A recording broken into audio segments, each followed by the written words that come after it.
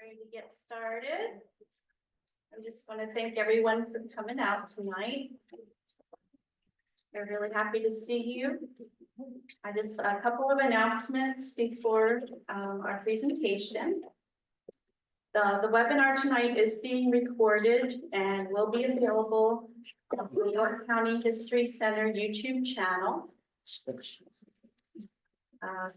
Right now, our museums and library are closed because we're preparing to move to our new building.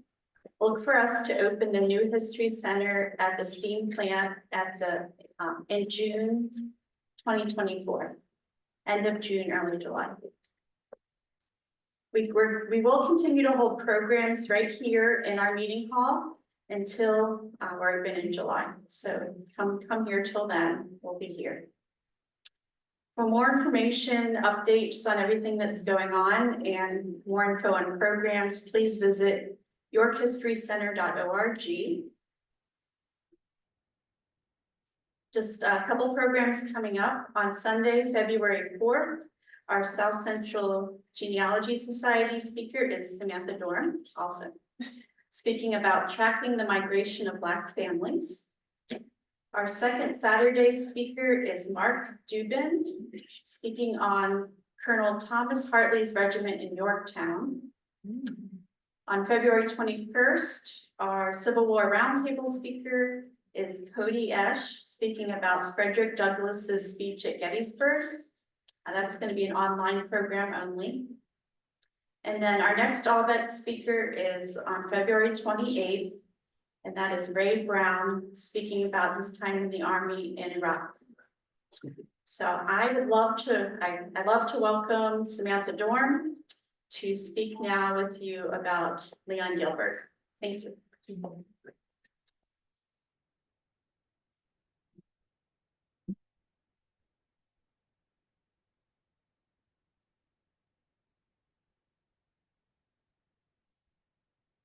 I'm set up here with my notes.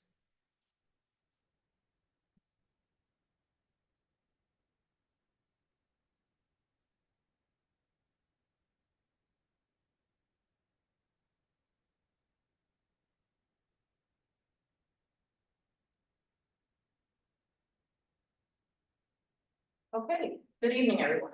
It's up a little bit higher. Nicole. So first and foremost, I am not a veteran, so I definitely want to make sure that I thank those in the room who have served our country, as well as those who are viewing this evening. So thank you for that first and foremost. What we're going to talk about a little bit here will be not just about Leon Gilbert, but specifically the desegregation of the military and how York County fits into that story. First, the views and opinions expressed throughout this program are those of the speaker and do not necessarily reflect the views or positions of any entities that they represent. Tonight we're here for ALLVETS, and I wanted to make sure that we had some information out for folks who are not familiar with the organization or what ALLVETS stands for. ALLVETS is a nonprofit group that has the goal of preserving the stories of local veterans for the future. These sessions are recorded, and then they remain part of the legacy for York County. I know that Lynn has been looking for speakers as well to fill out the calendar for the year. So contact information is here for ALLVETS as well as for donations. One of the programs that ALLVETS has been doing for a number of years is providing scholarship awards to a senior at a local high school.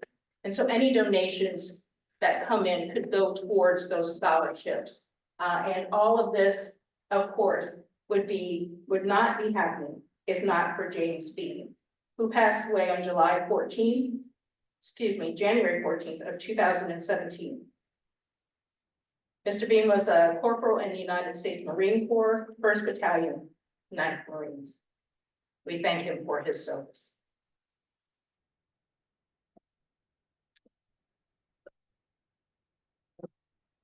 On July 26, 1948, President Harry S. Truman signed Executive Order 9981, banning segregation in the armed forces. There was considerable resistance to the execution of the order from the military to make desegregation a reality. I highlighted here that date, July 26th, 1948. By the end of the Korean conflict, almost all of the military was integrated. But at what cost? To Leon Gilbert Jr. from York, Pennsylvania. As we move through the program today, I do want to acknowledge that there are family members of Leon Gilbert Jr. here. If they would please stand and we can recognize them. Thank you.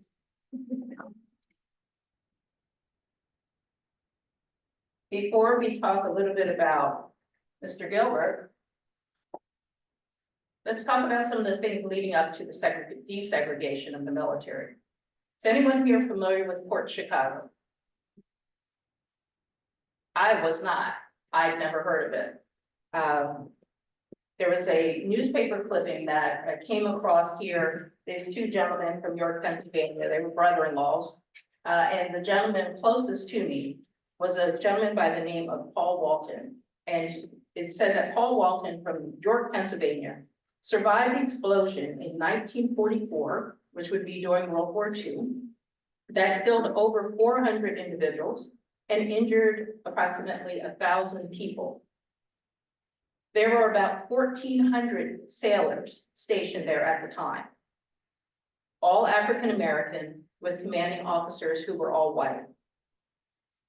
Information about Fort Chicago is readily available online. There's a number of videos and things that are out there, so I do recommend going and looking at that. But what do the headlines say?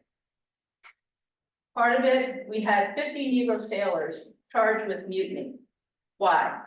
After that large explosion and so many deaths, quite frankly, people were afraid to go back to work. They were responsible for handling the munitions, the bombs, the bullets, things on that line.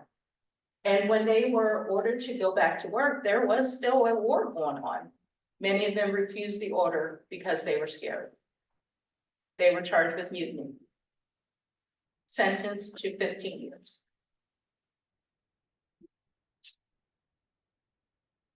Paul Walton from York, Pennsylvania was one of the sailors there. He is not one that was charged with mutiny, but I do want to note that in his file, it said that he received light injuries. Can you imagine with an explosion that large, that he only would have minor injuries? Of course, now we know about things like head traumas and things on that line, because through our work and research, we haven't been able to find any information that would show that Paul Walton, when he returned home to York, was able to maintain a steady job or, had any type of gainful employment or roles within the community. That was in 1944. A little bit about the 24th Infantry. 24th Infantry, one of the Buffalo Soldier regiments, I highlighted that because many of us know that term, the Buffalo Soldiers, was organized November 1st, 1869. I am not an expert on the military. I'm not an expert on the war. So I'm presenting you here with information as well as with source. This just came from Wikipedia, but certainly there are a number of good sources out there that you can read about the 24th Infantry. I just wanted to give you a little bit of the background, because the important part of that, at the very bottom, all enlisted soldiers were Black, either veterans of the U.S. colored troops or freedmen. That was the start of the 24th Infantry. Next, we have information specific to the Korean War. So now we're talking 1950. By the end of World War II, through 1947, we have some information about what the 24th Infantry was responsible for, where they were, where they were serving. And at the very end of this, the cases of Lieutenant Leon Gilbert, court-martialed for refusing an order from the 24th commanding officer, who was white, and of some other members of the 24th helped bring greater attention to the problem of segregation and discrimination within the U.S. military. This information comes directly from some newspaper articles as well as online resources. And I just want to read, because I don't know that my words could truly give justice to what was happening here. Although the regiment accomplished many milestones during the war, one of their main struggles was confronting discrimination from white soldiers and commanding officers in the United States Army. One such case was Lieutenant Leon Gilbert, a decorated World War II combat veteran who was court-martialed and sentenced to death for refusing an order from the 24th commanding officer in the fall of 1950. I want to stop there as far as with that line. The court-martial and the sentencing happened in the fall. The date in which the incident took place was, I believe, the very last day of July of 1950. Okay, so from July until the fall, that's how quickly his sentence was meted out. The order commanded Gilbert to return with 12 of his men to a forward position after they had been forced to withdraw because they were under heavy machine gun fire. Gilbert recalled in a letter to his wife, these are his words, "This would have caused me to draw fire not only from the enemy, but also from our own troops, not knowing who we were and firing upon us. An entire company was ordered to attack this position later, but had to withdraw. I only had 12 men and no automatic fire." Because of Gilbert's refusal, he was arrested and tried on the spot without any witnesses. After being accused of insubordination and cowardice, a court-martial sentenced him to death. When this took place, there were worldwide protests. You notice I did not say just in the United States. Worldwide protests. I have some of the clippings here, and the real important thing to me is just looking at the timeline of what was going on, how quickly things were happening. Gilbert's mother requests President Truman to extend clemency. We were trying to figure out how quickly the family was able to get the attention of the president. How did that happen? Who was involved? And there was a name that comes up in one of the articles, well, several of the articles, talking about Congressman Lynn. Congressman Lynn not only represented this area, but he was from York. He was active, and I believe it was post 127 at that time. And they were able to get to the congressman quickly to let him know of what was happening with Leon Gilbert and get the president involved. Mrs. Gilbert was without funds to carry on a long legal fight. How were they going to be able to afford to get him representation? If at any time anyone has questions, please stop me. I'm completely okay with that, to make this more of a conversation. So, next we have Thurgood Marshall. Thurgood Marshall at the time was an attorney working for the NAACP. Thurgood Marshall was from Baltimore, very close to York, Pennsylvania. So Thurgood Marshall, this is now by December of 1950, where he says that he is going to represent not only Leon Gilbert, but there were 18 other Black men that Thurgood Marshall represented at that time. And he was very specific. Again, I put the original content up so that you know that he said in here that we are not going to interfere or intervene in any situation in which it did not involve race. The NAACP was not looking to represent just anyone. They needed to be able to show that the situation was in fact tied to racism.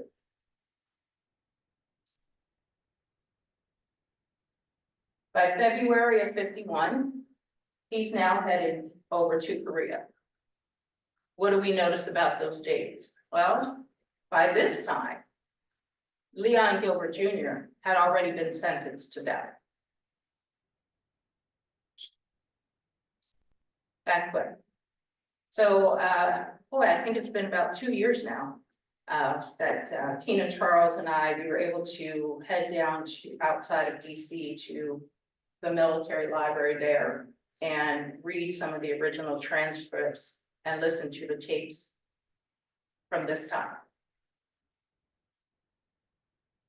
When Mr. Gilbert was being tried, no witnesses were permitted. Why? Well, there was a war going on. And so on the tapes, you hear them say things like, we couldn't afford to let men off of the line in the middle of a war to save one person. And yet, that one person had a family. No witnesses were permitted. The other things we heard on those tapes, many of these from members of the 24th Infantry, where you had folks that said, I was ill. I was in the medic tent. We were losing the war. The commanding officers came in, said, shut down the tent. I couldn't move. I couldn't get up. They were court-martialed and sentenced to 15 years. Thurgood Marshall represented a number of those individuals. Through his efforts, Leon Gilbert Jr.'s sentence was reduced from the death penalty down to 20 years. He served 5 of the 20.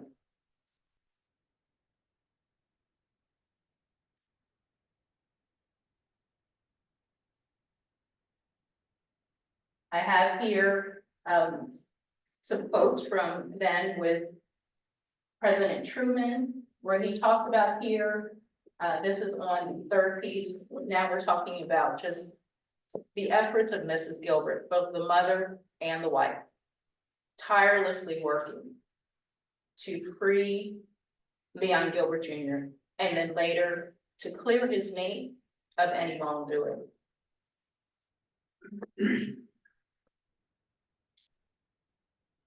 Sorry, I took that the wrong word. And the headline, Daddy's life was saved.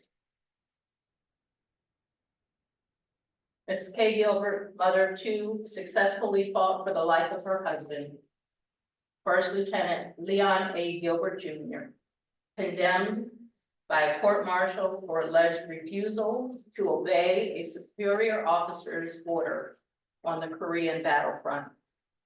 The sentence was commuted to 20 years imprisonment. I did notice when we were looking at some of the information, there was talk about, do we imprison him at our site in California, or of all places, Mechanicsburg, Pennsylvania? I didn't know that they even held prisoners there ever in that area there at Mechanicsburg, which would have at least allowed his family to visit, but they sent him to California.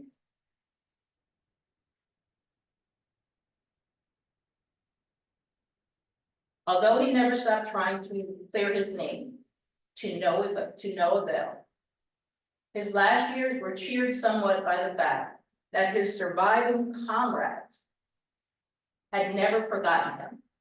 And after they had located him, they welcomed him back into their ranks. As one of them reported, he didn't know if we would accept him back into our lives. We welcomed him with open arms, no matter what was written, no matter what was said. We know the facts. We were there. You go to Washington, D.C., at the African American History Museum there, the Smithsonian African American History Museum, they have exhibits regarding the 24th Infantry and going through the timeline of where they were, you know, World War I, World War II, so on and so forth. And they talk about what happened in Korea as far as towards the desegregation of the military, but they do not mention Leon Gilbert Jr.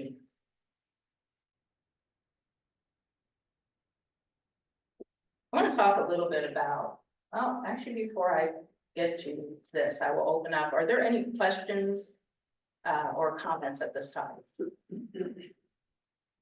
There's another family member online.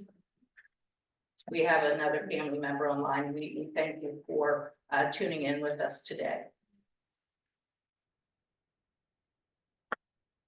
So we all just heard a little bit about Leon Gilbert Jr. I wanted to tell you a little bit about the family, being that this is an ALLVETS meeting. When I first was contacted by Lynn last year and had an opportunity to come and present, and then learning a little bit more about ALLVETS. Normally it's a veteran that's speaking. And she said, you know, we want them to talk about life before, during, and after their service in the military. Well, Leon Gilbert is not here to talk about before, during, and after, but a little bit about the family and their military history. This is Mr. Leon Gilbert Sr. He was a blacksmith. He served during World War I. He was also a boxer. He was known as Kid the Boxer, and he worked for the Department of Agriculture. So you see there's a newspaper article clipping here where it talks about, you know, telling the farmers, hey, I can come to you, I can help you as far as, you know, there on your farm to help with your horses.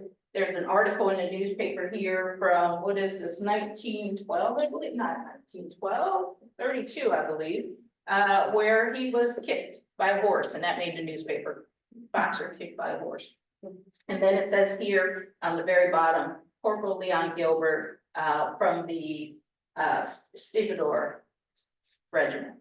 So again, you can see this is a family committed to service. Leon Gilbert Sr. is interred at Lebanon Cemetery in North York, which is how we kind of tripped over this information about Leon Gilbert Jr. because we were researching his father. Also in the family, just a few weeks ago, I came across this picture here, this young man in a newspaper, and I didn't know who he was at the time. And I started reading down through some of the information, and I said, oh my, that's Leon Gilbert Jr.'s nephew, I believe. So we have here Mr. Albert Harrison, and he was wounded twice. And that information was in. But the interesting thing to me is this is 1967.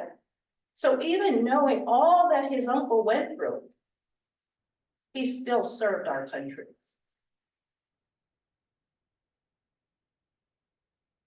The Gilbert and Harrison family, Leon Gilbert Sr., Leon Gilbert Jr., Albert Harrison, members of the United States military from York, Pennsylvania.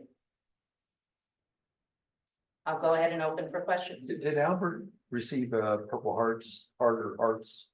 You know, Well, actually, I'll let the family answer that question behind you.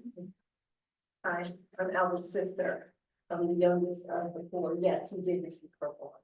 what, two or? Yes. Okay. Leslie, do you mind if I have you come up with me? I can't answer a whole lot, but I'm trying. Yeah, Peter, I wasn't born until 1968. that's okay.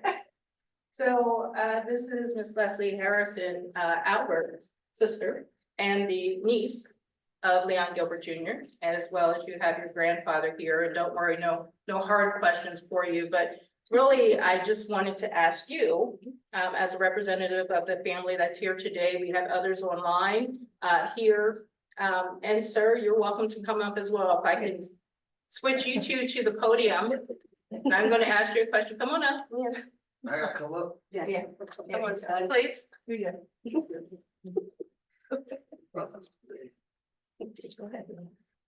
I'll come this way so that Lynn can get us all in.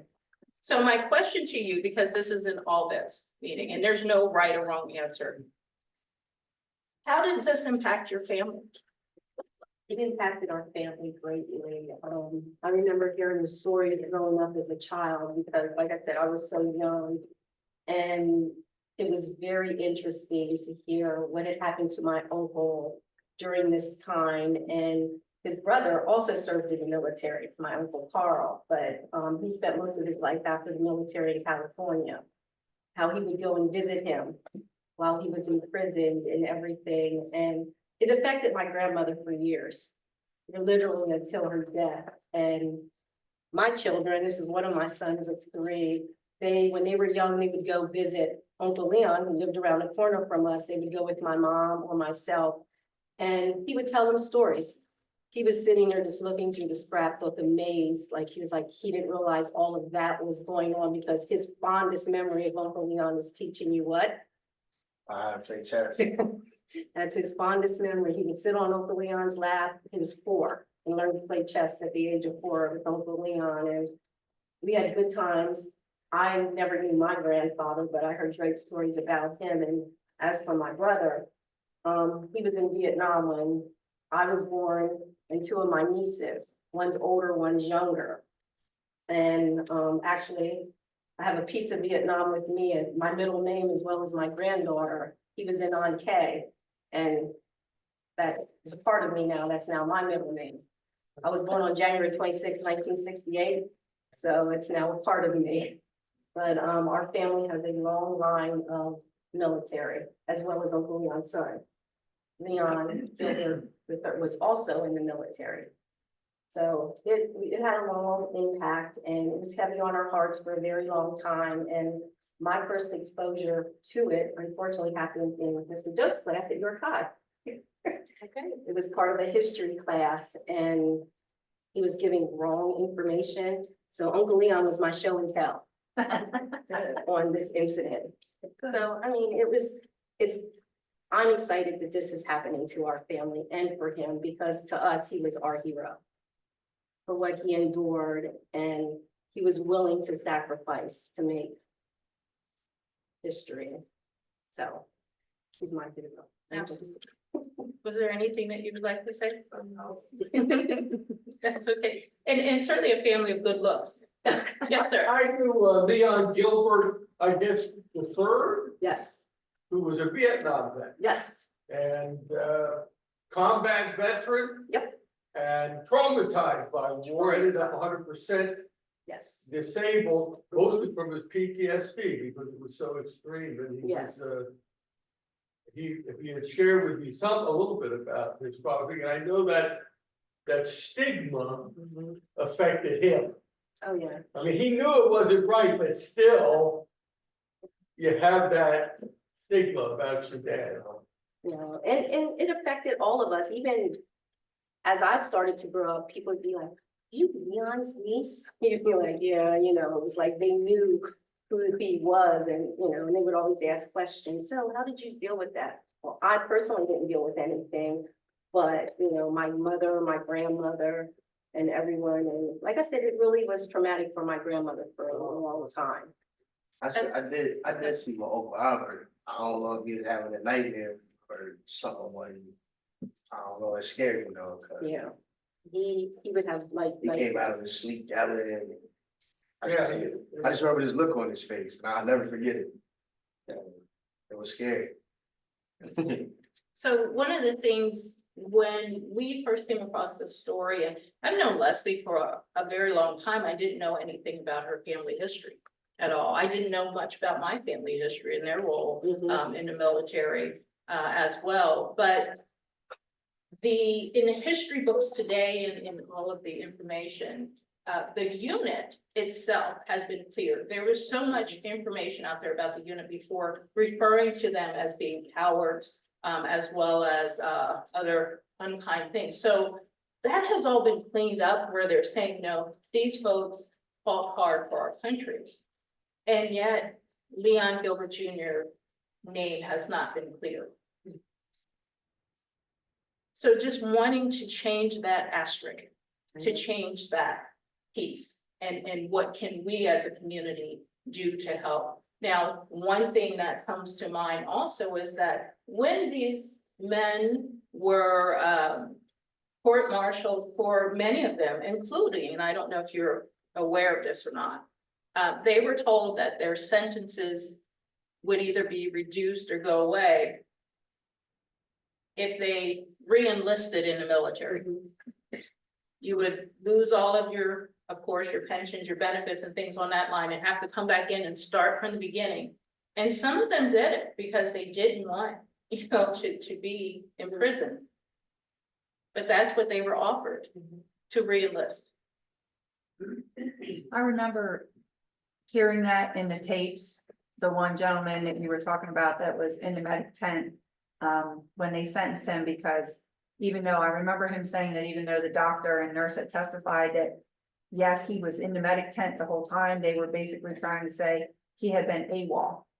And even though the doctor and nurse had said, no, he was with us, he was still sentenced. But it was his father then, because they were being represented by attorneys from the NAACP.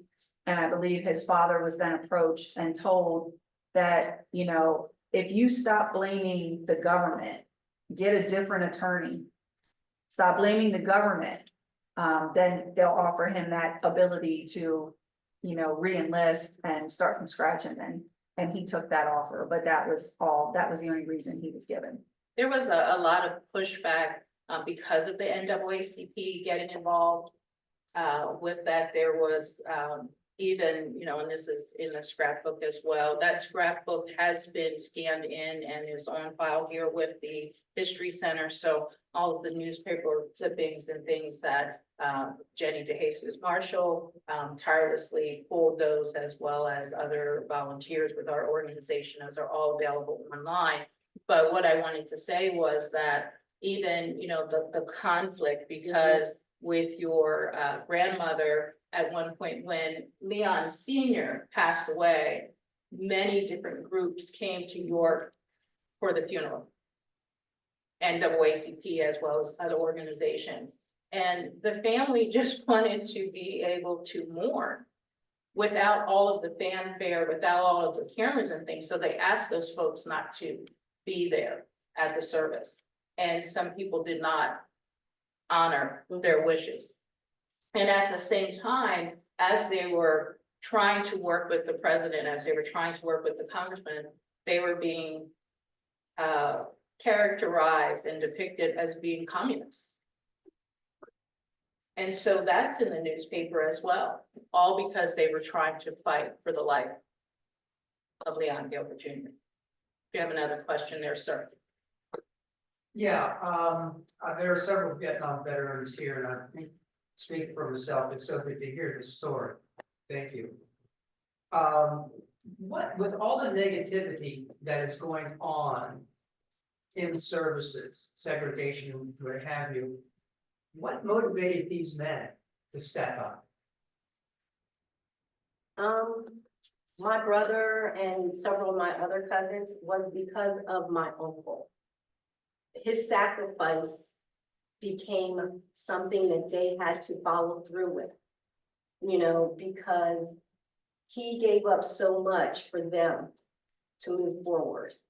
And just because that happened to my uncle, my brother was 17 when he enlisted. My mother had to sign him in. They sent him his diploma in Vietnam. He said he was going no matter what. And, it was like, well, what about what happened? It was like, I don't matter. I'm here for my country. His dishonor needed to be on. And so Albert enlisted, Leon's son enlisted, my cousin, like they all went at the exact, it was like 8 of them all enlisted at the exact same time. And it was because of Uncle Leon. Is your brother in the York area? No, my brother passed away in 2008. He passed away in 2008 at 59. He's 59. If nothing else comes out of tonight, just what you just said there in regards to Leon Gilbert Jr., his dishonor, the way that he was represented by the United States of America needed to be honored. And his family members, his descendants, stepped up for their country, for their family. Anyone else? Does the military have a process in which one could appeal to have this rectified? Like, do you know, is there such a thing? That, Personally don't know that. I was gonna say that I don't know. What I do know is that last year, in January, here in York, Pennsylvania, the Secretary of Veterans Affairs was here, for a program that we did, which was known as Grace for Veterans, which is gravestone recovery and community engagement, the storyteller. And this is now a national program where we are training AmeriCorps volunteers to take care of veteran stones in private cemeteries, and that's all veterans. Part of this comes because they being the National Cemetery Administration with some of their funds and how they go about honoring individuals, we had to point out to them that there was this thing called segregation, and people that look like us are not in their cemeteries for those early years. So therefore, many times do not have a military headstone or don't have any type of indication of anything that says they served their country. And so when the Secretary of Veterans Affairs was here in York, Pennsylvania, in his speech, which is available online, and we can also make sure that we get that over to you as well, Lynn.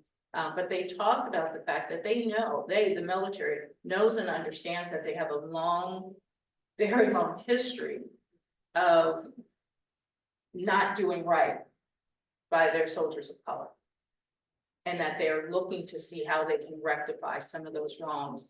One of the cases that they had, I believe this is through Yale, where they went through and they received a very high percentage of veterans of color were being denied their benefits.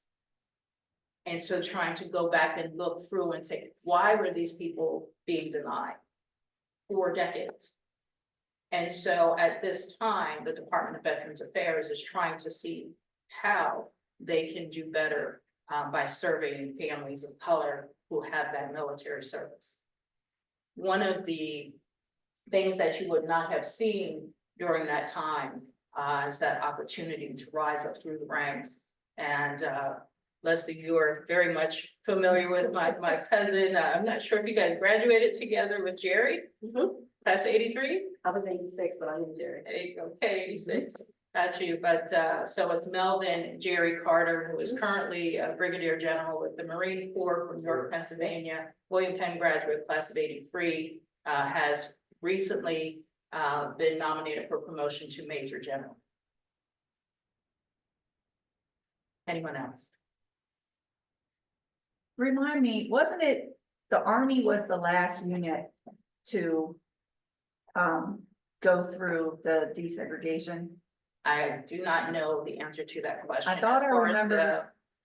the actual sequence, and of course, it's what's on paper versus Yeah, practice. yeah, So on paper, for all units would say 48, but I think even before 48, others were already, in a position where they were desegregated yeah. by practice. By practice, yeah, because I remember on those tapes, Thurgood Marshall said he was talking to, oh, I forget who the commander, but he was kind of taunting him to say like, what's taking so long? You have the Marines, the Navy, the Air Force, what's going on with the Army that we can't get this done? Right.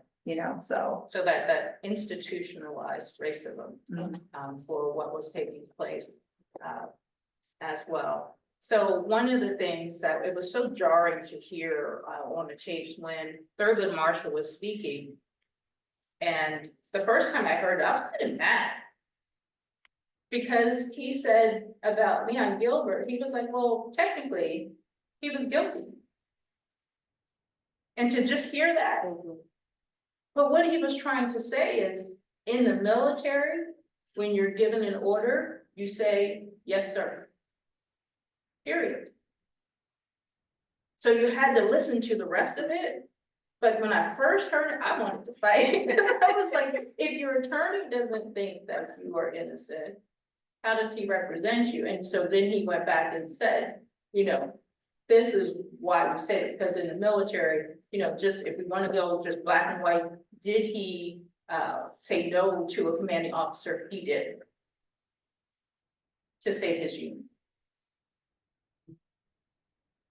Would that be considered mutiny?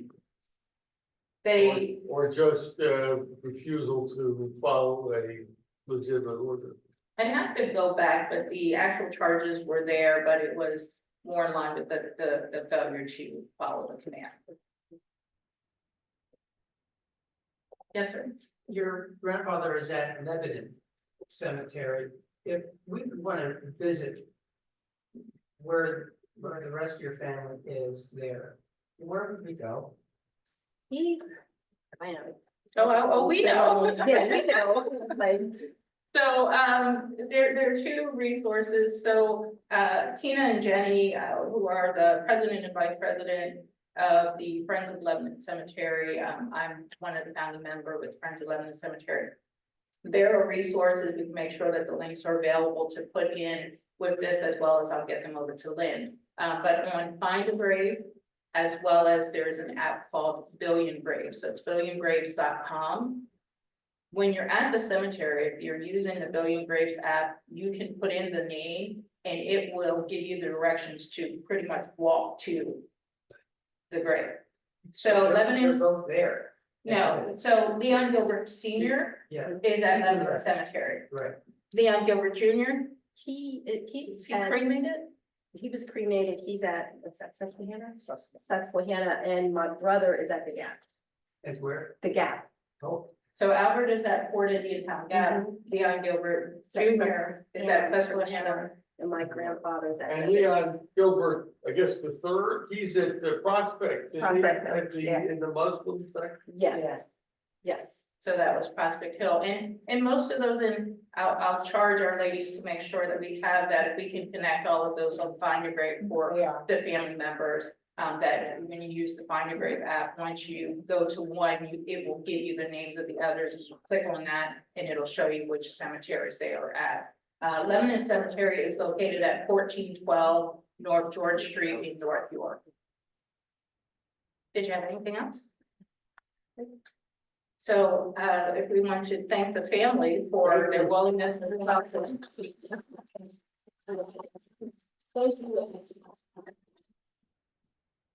And Lynn, I know you're on camera, but if you come up for just a moment.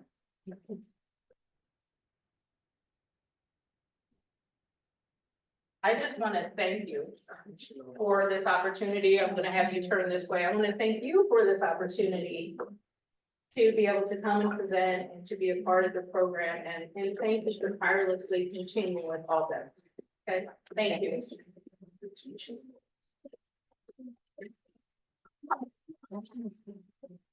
I'll go ahead and turn the program over. It looks like you guys are going to have a few minutes left. If you like, we did bring along the scrapbook that Jen put together, and we'll have it on the back table that you can look through some of the articles about Leon Gilbert Jr. And then, as I said, that has been scanned in, and if it's not currently available, it will in the future be available on the website for York County History Center. So thank you very much for this evening.